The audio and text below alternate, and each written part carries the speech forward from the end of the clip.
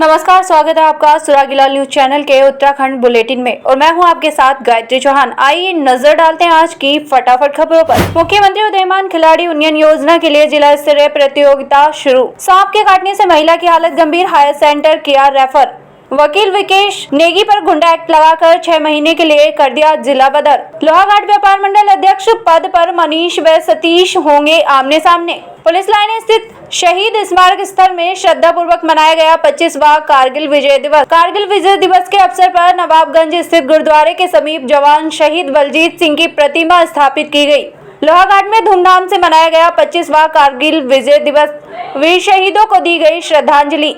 खटीमा में पूर्व सैनिकों के द्वारा कारगिल शौर्य दिवस मनाया गया। कारगिल विजय दिवस के मौके पर युद्ध में शहीद हुए सैनिकों को अर्पित किए गए श्रद्धा सुमन। किसी को भाया तो किसी ने कहा आम आदमी को क्या मिला, बजट पर लोगों की राय। रामनगर में भी कारगिल विजय दिवस के अवसर पर हुआ कई जगह कार्यक्रमों का आयोजन। हल्द्वानी बेलबावा फिटनेस सेंटर पर कमिश्नर का छापा, भाग खड़े हुए दलाल आरटीओ को नोटिस। अब खबरें विस्तार से। बृहस्पतिवार को जिला मुख्यालय गोलर चौड़ मैदान में जनपद स्तरीय प्रतियोगिता का आयोजन शुरू हो गया। पहले दिन 8 वर्ष से 14 वर्ष बालक वर्ग की प्रतियोगिता का आयोजन किया गया। पहले दिन जिले भर में 318 बालकों को प्रतिभाग किया। प्रभारी क्रीड़ा अधिकारी चंदन सिंह विष्ट ने बताया कि पहले दिन बालक वर्ग की प्रतियोगिता का आयोजन किया गया, जिसमें चंपावत, लोहाघाट, पाटी, वाराकोट, नगरपालिका चंपावत और नगरपालिका टनकपुर के बच्चों ने प्रतिभाग किया। स्तरीय माननीय मुख्यमंत्री उदयमान खिलाड़ी उन्नयन योजना के तहत आज बालक वर्ग में यह प्रतियोगिता आयोजित की जा रही है, जिसमें कि 6 इसके बैटरी टेस्ट के 6 खेल प्रतिस्पर्धाएं होंगी। उनमें कुल हमारे 318 बच्चे आज प्रतिभाग कर रहे हैं। इनमें से 150 बालकों का चयन किया जाना है, जिनको प्रति माह 1500 रुपये दिए जाएंगे और यह चयन माह से लेकर मार्च वित्तीय वर्ष मार्च माह तक मिलेंगे। और कल को बालिका वर्ग में यह प्रतियोगिता आयोजित की जाएंगी पूरे 6 के 6 इवेंट में। और उसके बाद अगर कोई बच्चा अंतिम स्थानों के लिए टाई में रह जाता है तो उसके लिए, या बारिश हो जाती है तो उसके लिए रिजर्व डे हमने रखा है, जो आपके सैटरडे को 27 की डेट में होगा। इसी प्रकार फिर प्रोत्साहन योजना बाद में भी आयोजित इसी मैदान में की जानी है। लोहाघाट के डुंगरी सुई गांव की महिला लक्ष्मी देवी पत्नी शेखर राम को खेत से घास लाने के दौरान सांप ने डस लिया। सांप के डसने से महिला की हालत गंभीर बनी हुई है। सांप के डसने का पता चलने पर गांव के युवा विजय कुमार व करण कुमार तुरंत महिला को उप जिला चिकित्सालय लोहाघाट लाए, जहाँ डॉक्टर अजीम के द्वारा महिला का उपचार किया गया। डॉक्टर अजीम ने बताया महिला का प्राथमिक उपचार कर दिया गया है तथा महिला की स्थिति को देखते हुए उन्हें चंपावत जिला चिकित्सालय रेफर कर दिया गया है। पेशेंट आई थी 47 ईयर्स की, लक्ष्मी नाम है, सुई से। तो जब आई थी तब तो उनकी कोई प्रेजेंटिंग कंप्लेंट नहीं थी, लेकिन थोड़ी देर बाद उनको जो है नींद आने लगी थी हल्की बहुत और सांस में दिक्कत हो रही थी। तो हमने उनका ट्रीटमेंट करा के प्राइमरी ट्रीटमेंट और आगे फिजिशियन रेफरेंस के लिए भेजा है डिस्ट्रिक्ट हॉस्पिटल। सांप ने काटा था।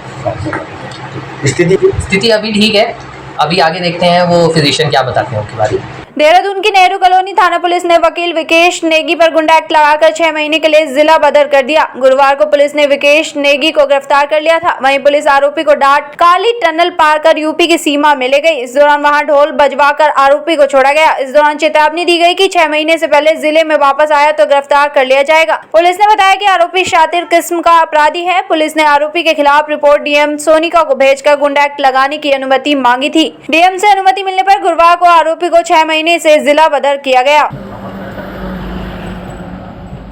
4 अगस्त को लोहाघाट व्यापार संघ चुनाव के लिए नगर के व्यापारियों में सरगर्मी तेज हो गई है। अध्यक्ष पद के लिए पूर्व व्यापार संघ कोषाध्यक्ष सतीश मुरारी व प्रमुख व्यापारी मनीष जुकरिया के बीच सीधी टक्कर होगी। तो वहीं महामंत्री पद के लिए विवेक ओली व प्रमोद गहतोड़ी आमने सामने होंगे। तो वहीं दिनेश सुतेरी का निर्विरोध उपाध्यक्ष बनना तय है। तो वहीं टीकादेव खरकवाल निर्विरोध कोषाध्यक्ष चुने जाएंगे। गुरुवार को व्यापार मंडल चुनाव प्रभारी भूपाल सिंह मेहता तथा कीर्ति बगोली ने बताया, अध्यक्ष पद के लिए सतीश मुरारी व मनीष जुकरिया, महामंत्री पद के लिए विवेक ओली तथा प्रमोद गहतोड़ी के द्वारा नामांकन फॉर्म जमा किए गए। उपाध्यक्ष पद के लिए दिनेश सुतेरी तथा कोषाध्यक्ष पद के लिए टीकादेव खरकवाल ने नामांकन पत्र जमा किया है। तो उन्होंने बताया, गुरुवार 26 जुलाई को नामांकन फॉर्म की जाँच की जाएगी तथा 27 व 28 जुलाई को नाम वापस लिए जाएंगे। 9 हमारे नामांकन फॉर्म यहाँ पे बिके थे 24 और 25 तारीख को। और 25 तारीख जिसमें फॉर्म जमा करने की लास्ट डेट थी, उसमें 6 लोगों ने अपने फॉर्म जमा किए।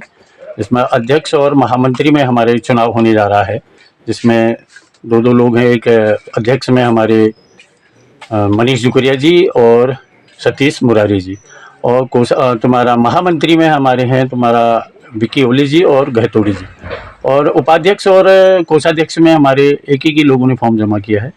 और कल हमारी फॉर्म जांच की तारीख है। अगर उसमें उन दोनों के फॉर्म सही पाए जाते हैं तो उनको निर्विरोध घोषित कर दिया जाएगा। और साथ ही 4 तारीख को रविवार रामलीला मंच में हमारे 8 बजे से 3 बजे तक हमारी वोटिंग होगी, और उसके बाद 3:30 बजे से हमारी मतगणना होगी। 3:30 बजे के बाद मतगणना के तुरंत उपरांत हम उसमें जो है चुनाव परिणाम की घोषणा कर देंगे। हमारे 17 लोग जो हैं नामित सदस्य चुने जाएंगे। उसको जो हमारी बॉडी बनेगी, उन बॉडी को पूरा अधिकार होगा कि वो नामित सदस्य अपने साथ व्यापार मंडल से जो हमारे चुने हुए हमारे जो ये मेंबर हैं जो हमारे, उनके द्वारा ही उसमें से वो अपनी कमेटी का गठन करेंगे। 25वां कारगिल विजय दिवस शौर्य दिवस के रूप में पुलिस लाइन स्थित शहीद स्मारक स्थल में श्रद्धा पूर्वक मनाया गया। जिलाधिकारी व वरिष्ठ पुलिस अधीक्षक एवं जनप्रतिनिधियों व भूतपूर्व सैनिकों द्वारा कारगिल युद्ध में शहीद हुए जनपद के हवलदार पदम राम व राइफलमैन अमित नेगी के चित्रों पर पुष्प चक्र व पुष्प अर्पित कर श्रद्धांजलि दी। इस अवसर पर जिलाधिकारी ने कारगिल दिवस के शहीदों को नमन करते हुए कहा कि देश की रक्षा सर्वोपरि है। जिन जवानों सैनिकों ने देश की सुरक्षा में सर्वोच्च बलिदान दिया है, हमें उन पर गर्व करना चाहिए। जिला सैनिक कल्याण अधिकारी कर्नल सीपी पुन ने बताया कि वर्ष 1999 में हुए कारगिल युद्ध के कारणों एवं कारगिल विजय पर विस्तार से प्रकाश डाला। शौर्य दिवस के अवसर पर जनपद में शिक्षा संस्थानों द्वारा कारगिल युद्ध, देशभक्ति से संबंधित चित्रकला, निबंध एवं भाषण प्रतियोगिता तथा खेल विभाग द्वारा आयोजित क्रॉस कंट्री प्रतियोगिता में स्थान प्राप्त करने वाले प्रतिभागियों को पुरस्कृत किया गया।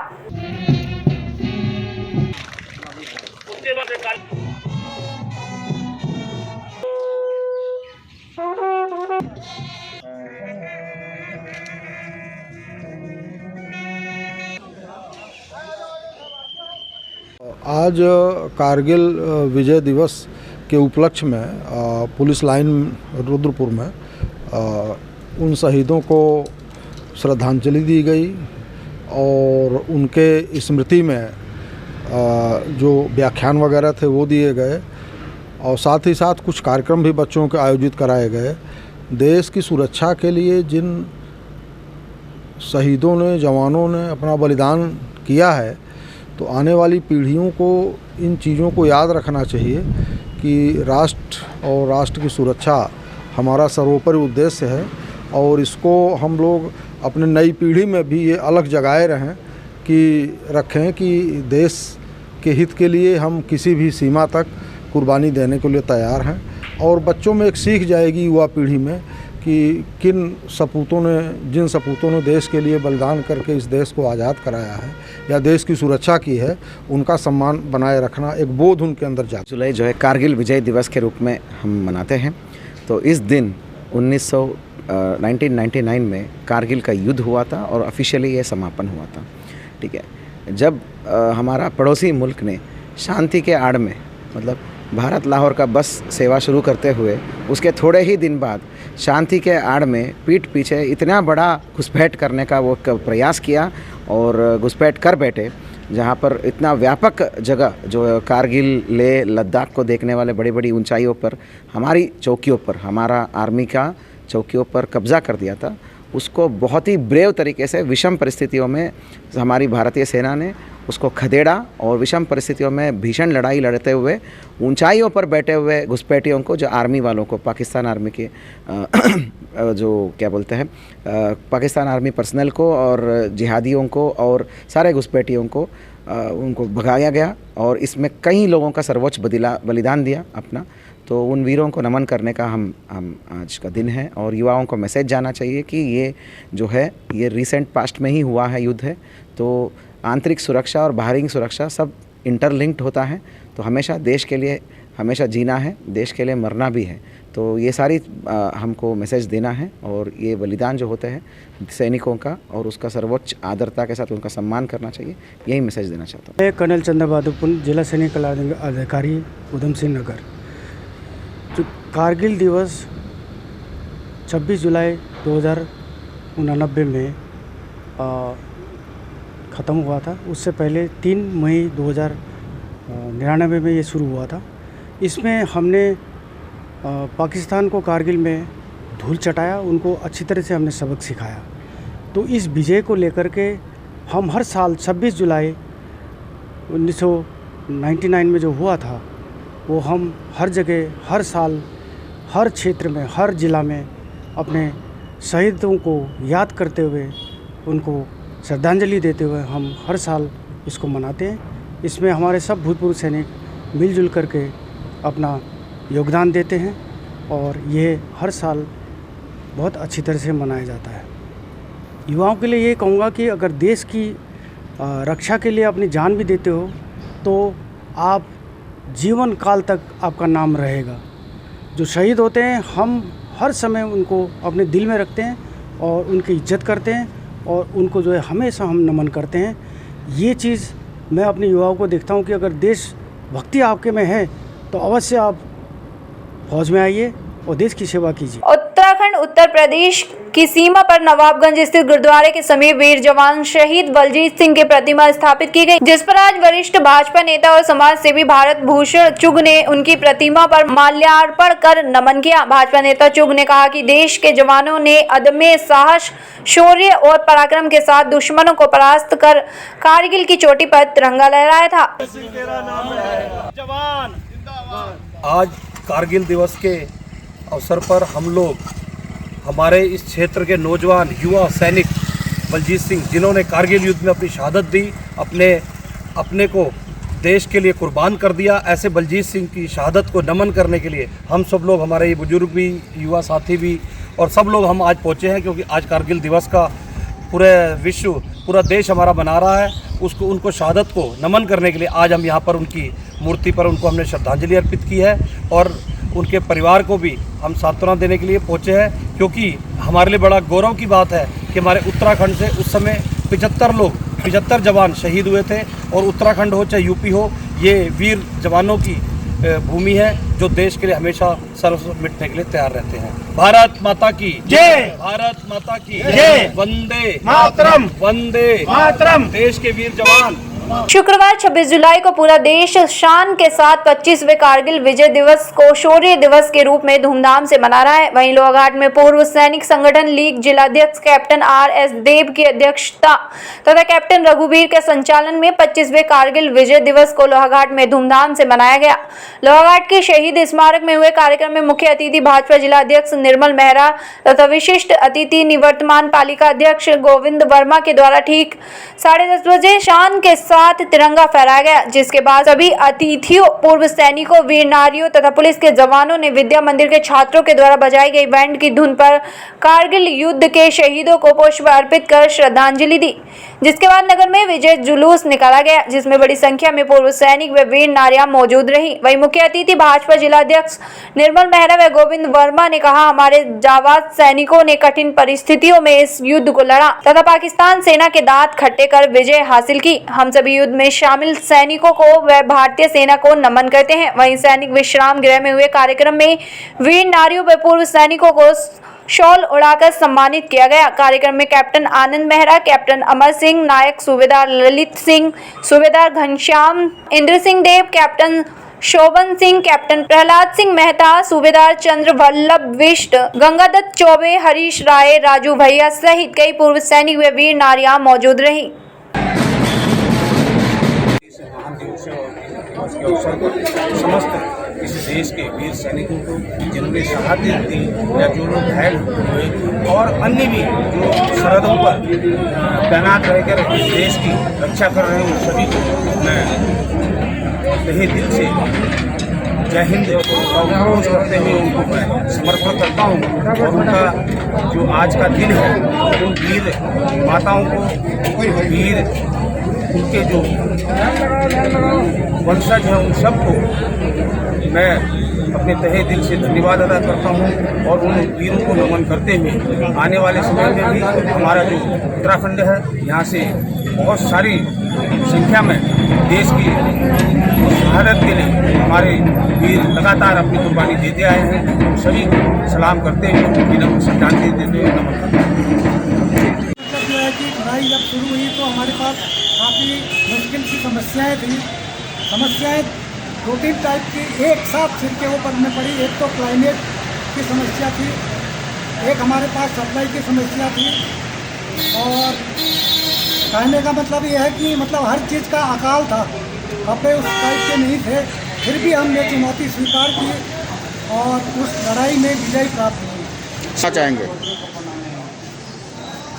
मैं आने वाली पीढ़ी को ये संदेश देना चाहता हूँ कि जो हमारी इंडियन आर्मी ने करके दिखाया, एक तरफ से पहाड़ी, दूसरी तरफ से खड़ी चढ़ाई और ऊपर दुश्मन सिर के ऊपर में बैठा हुआ, ऊपर से फायरिंग कर रहा है, तो ये बहुत मुश्किल था। सबसे बड़ी मतलब जो है सबसे बड़ा बैटल फील्ड जो था, हाईटीट्यूड का सबसे बड़ा बैटल फील्ड था।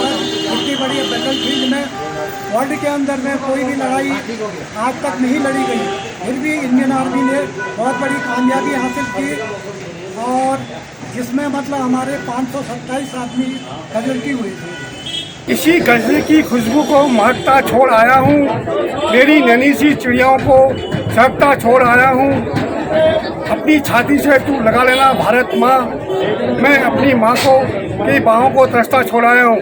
मैं Sultan major honorary captain Rajendra Singh Dev, Uttarakhand पूर्व सैनिक संगठन लोहाघाट चंपावत। आज कारगिल दिवस की 25वीं वर्षगांठ सिल्वर जुबली के शुभ अवसर पर हमारे उत्तराखंड के पूर्व सैनिक वीर नारी उनके आश्रितों ने कारगिल शौर्य दिवस लोहाघाट में धूमधाम से मनाया।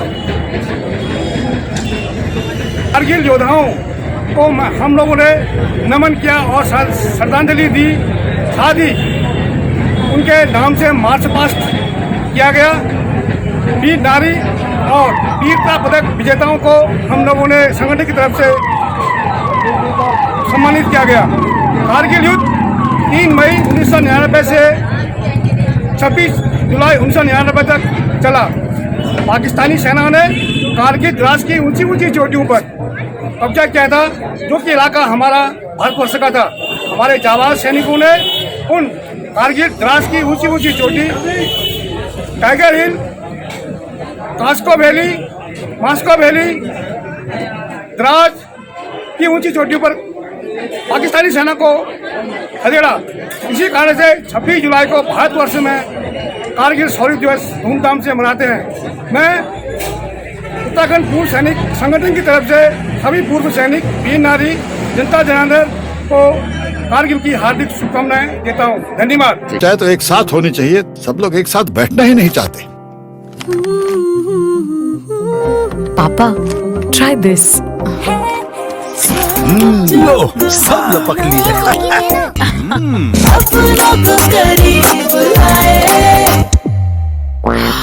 ये क्या हाल कर दिया है रूम का? बस कल से चाय? कल से चाय मेरे रूम में। देवर पान नमकीन। लोक सभागार में पूर्व सैनिक संगठन ने कारगिल शौर्य दिवस मनाया, जिसमें खटीमा क्षेत्र के पूर्व सैनिकों ने बढ़ चढ़कर भाग लिया और शहीदों को श्रद्धांजलि अर्पित की। इस अवसर पर देशभक्ति गीत गाए गए। खटीमा उप जिलाधिकारी रविंद्र सिंह बिष्ट और तहसीलदार हिमांशु जोशी ने सभी शहीद सैनिकों को श्रद्धा सुमन अर्पित किया। और इस अवसर पर उप जिलाधिकारी खटीमा द्वारा पूर्व सैनिकों को कल्याण कोष के लिए 1 लाख की धनराशि देने की घोषणा की गई। पूर्व सैनिक संगठन के अध्यक्ष गंभीर सिंह धामी ने बताया कि कारगिल युद्ध में जो सैनिक शहीद हुए थे और जो सैनिक घायल हुए थे, उनके सम्मान में आज कारगिल शौर्य दिवस मनाया गया, जिसमें हम सभी वीर सैनिकों को नमन करते हैं। कारगिल में अपने प्राण न्यौछावर कर देश को गर्व का अवसर देने वाले बलिदानियों को अपनों से बिछड़े भले ही 25 साल हो गए हों, लेकिन परिजनों को लगता है कि जैसे कल की बात हो। वो गए तो थे ये वादा करके कि लौट कर आएंगे, लेकिन आए तिरंगे में लिपटकर।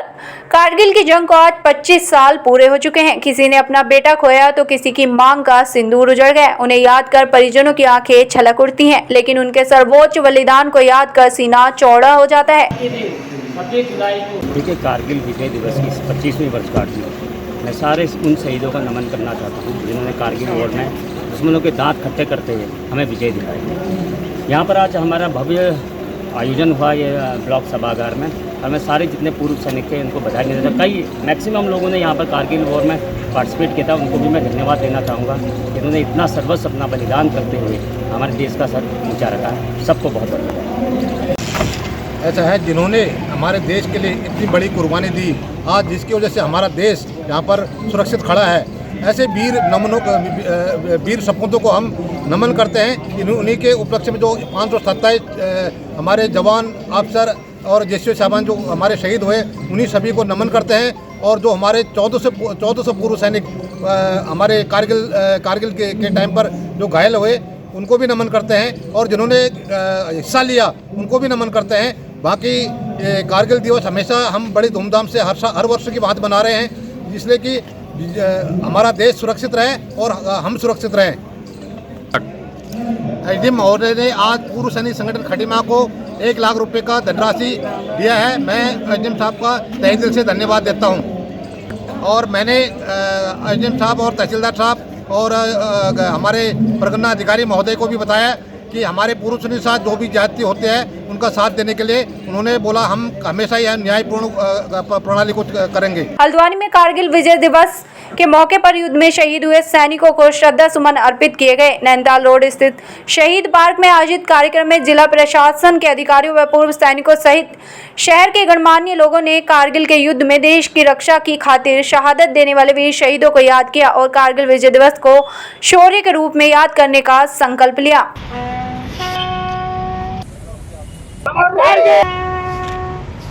ऐसा है जो आज का दिन हमारा है, ये कारगिल शहीद दिवस बहुत ही गौरवान्वित दिवस है।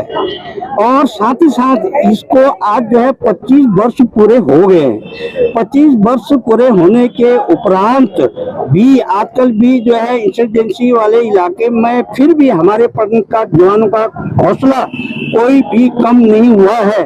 भले आप आए दिन वहाँ पर जो है समाचार के माध्यम से, पेपर के माध्यम से ये दिख रहे होंगे कि वहाँ से जो है इंसर्जेंसी में इतने मुठभेड़ में इतने जवान शहीद हो गए हैं। मेरी पटन जो है 2 नागा रेजिमेंट, मेरा नाम कैप्टन नरेंद्र पांडे और ये मेरे सारे जो है सहयोगी मेरे 2 नागा पटन के ही हैं।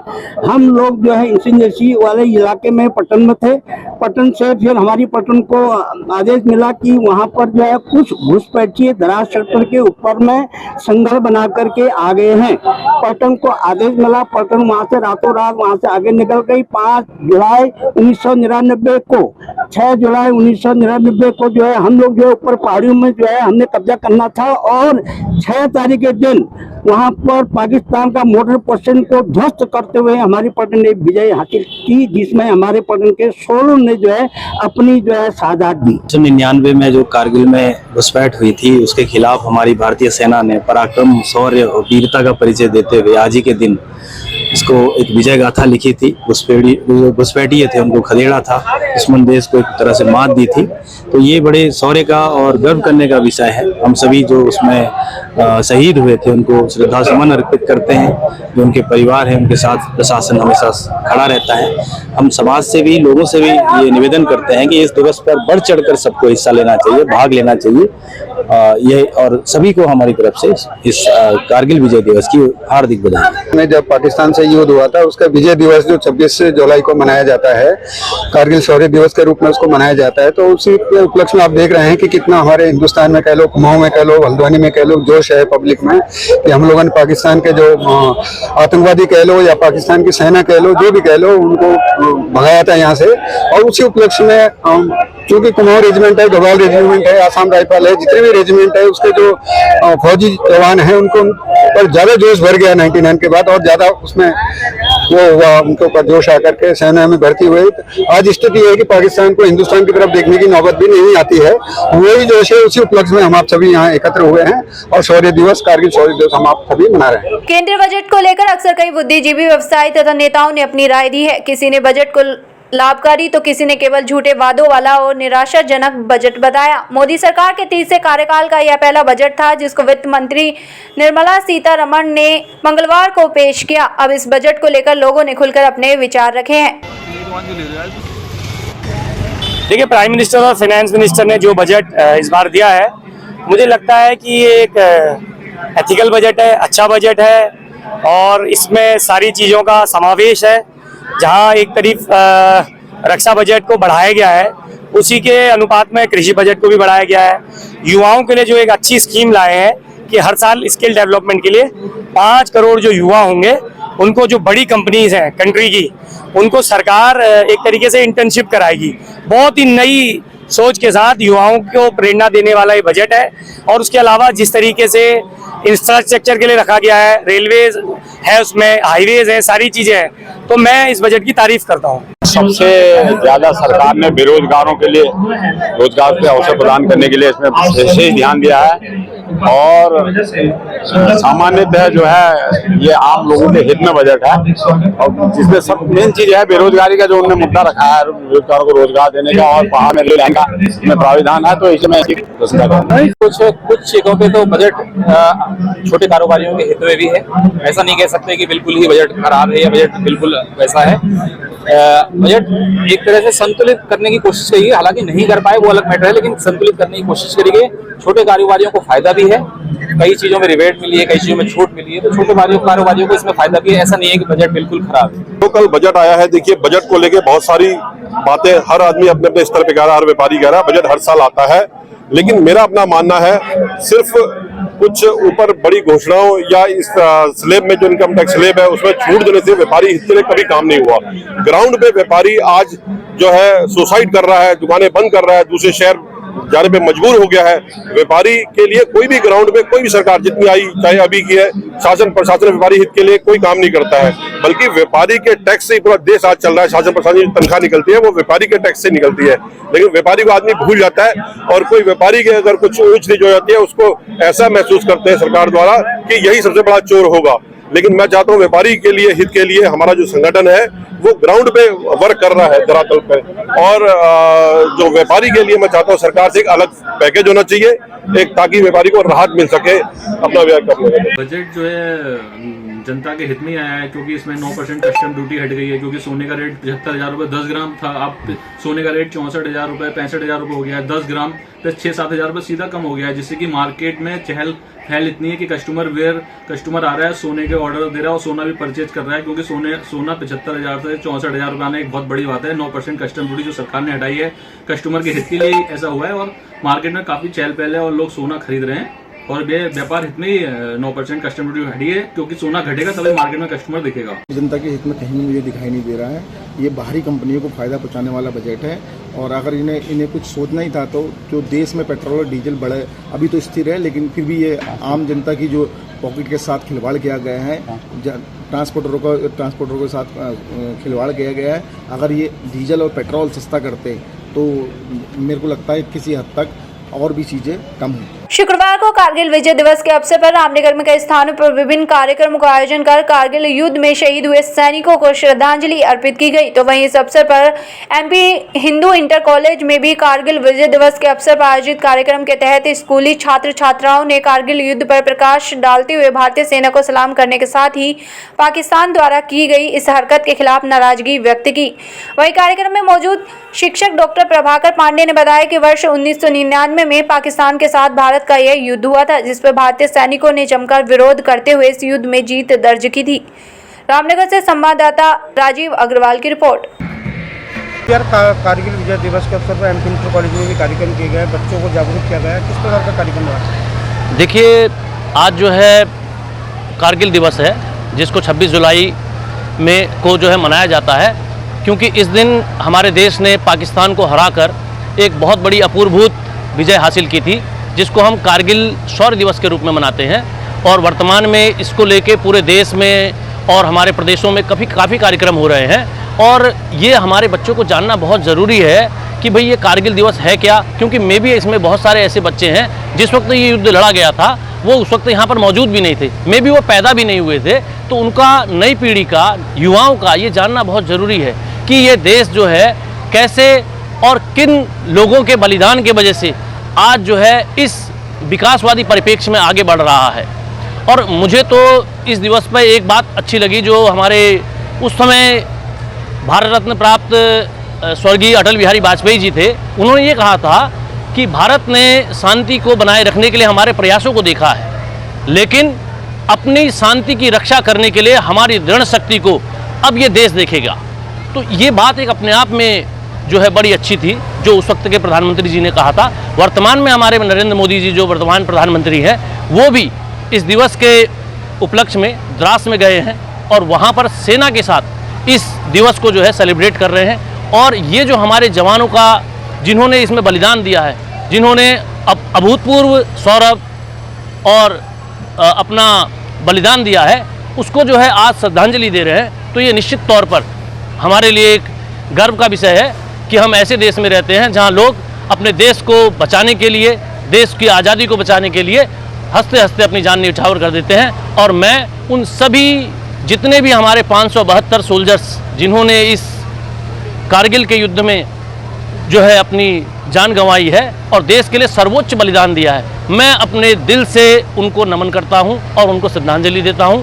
धन्यवाद सर। चाहे तो एक साथ होनी चाहिए, सब लोग एक साथ बैठना ही नहीं चाहते। पापा ट्राई दिस। लो सब लपक लिए।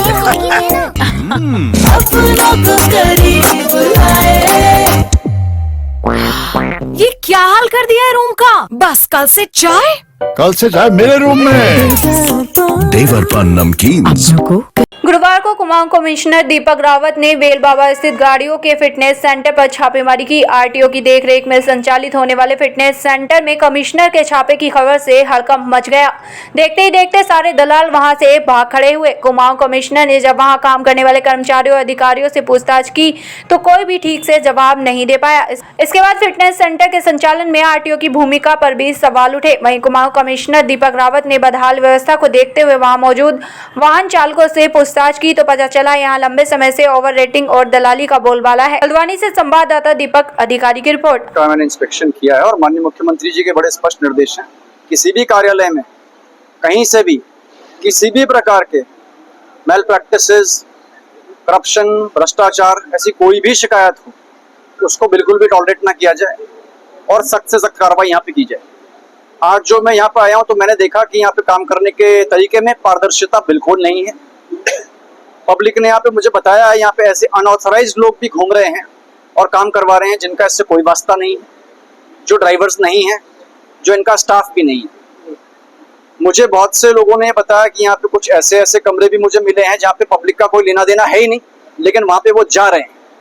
जो निर्धारित फीस है उससे ज़्यादा लेने की काफ़ी लोगों ने मुझे शिकायत की है, जिसकी पुष्टि करने के लिए मैंने आरटीओ से कहा है कि पूरे 1 महीने का इनका डेटा निकालें, यहाँ पे कौन कौन लोग घूम रहे हैं जो काम करवा रहे हैं अनऑथराइज्ड तरीके से। सेकेंडली, मैं आरटीओ का भी स्पष्टीकरण मांग रहा हूँ, ये उनके कार्य क्षेत्र में है कि समय समय पे इसकी छापेमारी करें औचक तरीके से, या अपने लोग गुप्त तरीके से भेजें कि यहाँ पे क्या हो रहा है, जो कि वो नहीं कर रहे हैं। इसका भी उनको शोकॉज में जारी कर रहा हूँ। भविष्य के लिए निर्देश दिए हैं कि औचक रूप से वो अचानक किसी भी दिन, हफ्ते में किसी भी समय यहाँ पे छापेमारी करेंगे या फिर गोपनीय तरीके से अपने लोगों को भेजेंगे। सेंटर में स्पष्ट निर्देश दिए गए हैं कि जो आवेदक है, यानी कि ड्राइवर हो या मालिक हो, वो आ सकते हैं। इनका अपना स्टाफ जो ऑफिशियल आईडी वाला है वो आ सकता है। जहाँ जहाँ पब्लिक डीलिंग होगी वहाँ 100% कैमरास होने चाहिए। जो फीस स्ट्रक्चर है वो एकदम पारदर्शी, साफ तरीके से दिखाना चाहिए कि कितनी फीस है जहाँ पे वो पे कर रहे हैं, और इसमें क्लैरिटी रहनी चाहिए। सेकेंडली, किसी वजह से अगर फिटनेस रिजेक्ट हो रही है तो इन राइटिंग साफ साफ बताया जाएगा कि किस वजह से रिजेक्ट हो रही है। और इनको भी अभी मैंने आरटीओ से कहा है कि इनसे भी शोकॉज दें कि यहाँ पे जो जो ये अनियमितताएं हैं इसके संबंध में ये अपना पक्ष रखें, और वो संतोषजनक नहीं होगा तो इनके विरुद्ध भी कार्रवाई। आज के लिए इतना ही, और अन्य खबरों के लिए देखते रहिए सुरागी लाल न्यूज चैनल।